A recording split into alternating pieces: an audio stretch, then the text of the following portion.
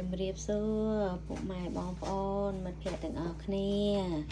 ថ្ងៃនេះមានមុខម្ហូបមួយមុខទៀតហើយសម្រាប់អាហារពេលល្ងាចជួបជុំគ្រួសារខ្ញុំថ្ងៃនេះបងប្អូនទាយមើលថាជាមុខម្ហូបអ្វីដែរ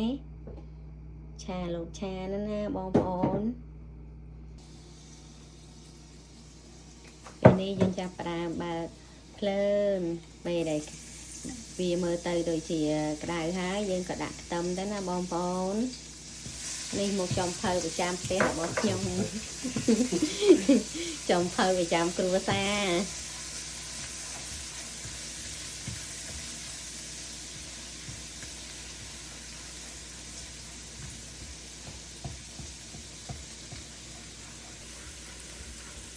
ពេលនេះខ្ទឹមរាងក្រហមបន្តិចហើយពេលនេះខ្ទឹមចាប់ផ្ដើមក្រហមហើយអញ្ចឹងយើងចាប់ផ្ដើមចាក់សាច់គោចូលអាយ៉ាអ្នកបញ្ចូលសំឡេងនេះគឺថាលឿនជាងចំភៅទៀតណាហើយបងប្អូនហើយកុំប្រកាន់អីចេះស្រោស្ដាប់ទៅ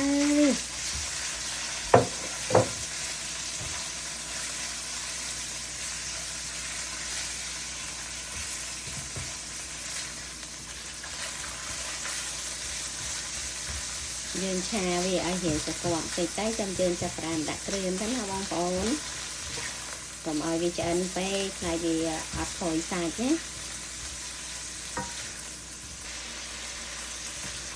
ឥឡូវវាដូចជាប៉ុណ្ណឹងអូខេហើយយើងចាប់ផ្ដើមដាក់គ្រឿងយើងចូលប្រេងខ្យង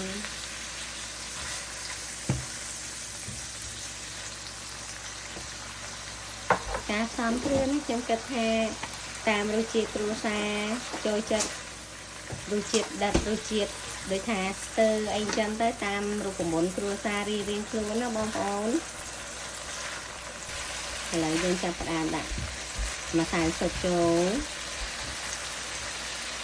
ឲ្យផ្ទះខ្ញុំអត់ញ៉ាំប៊ីចេងទេបងប្អូនមុននេះរៀបរាប់មានប៊ីចេងតែការទឹកខ្ញុំអត់បានញ៉ាំប៊ីចេងញ៉ាំតែ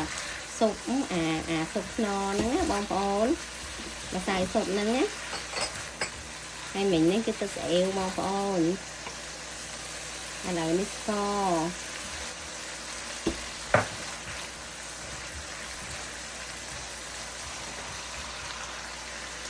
ឥឡូវនេះចំភៅយើងចាប់ផ្ដើមដាក់លោតចូលតែម្ដង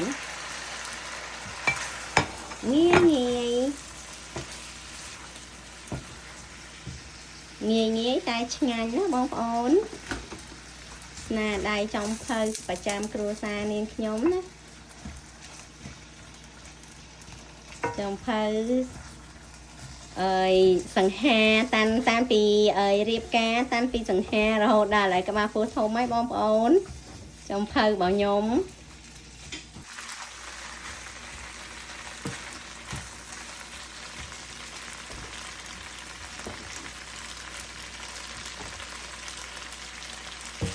ឥឡូវលោកឆារបស់យើងមើលទៅល្មមគួរសមហើយយើងដាក់បន្លែចូល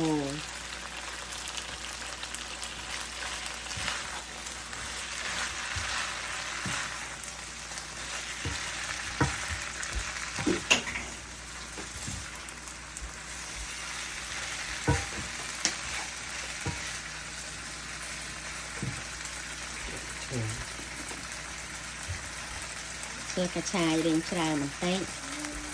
តែនឹងខ្ញុំដូចជារៀនចូលចិត្តបន្លែដែរចឹងសម្រាប់ចិត្តថាដាក់ទាំងអស់តែម្ដងទៅន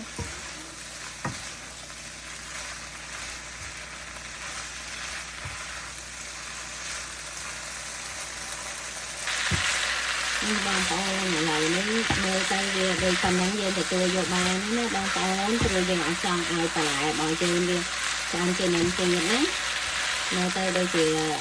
អូខេហើយអញ្ចឹងពេលនេះក៏ចាប់បានបិទហើយ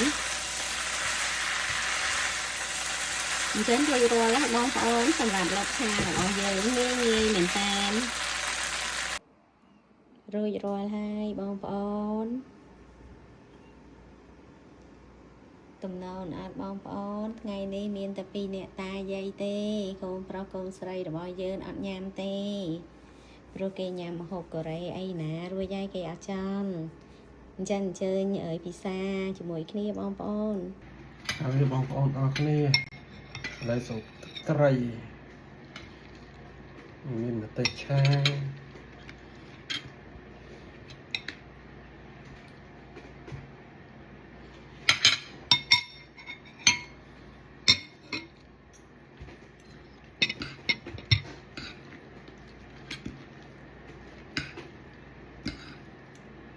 มือตัวหนอเธอหายเองแต่น้องครัวไอ้ตัวมาตลอด